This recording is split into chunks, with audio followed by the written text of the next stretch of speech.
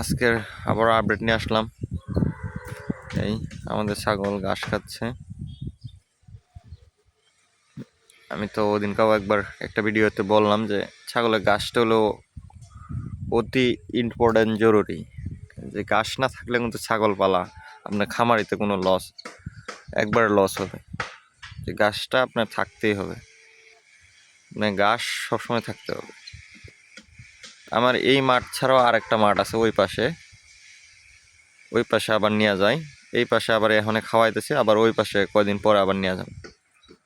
ওরা কিন্তু বাড়তি ঘাস খায় না, একবারে কচি ঘাসটা একবারে খায়, ওইটা অনেক ভালো খায়। এর জন্য এই পাশে এক সপ্তাহ খাওয়ায়, ওই পাশে আবার এক সপ্তাহ খাওয়ায়।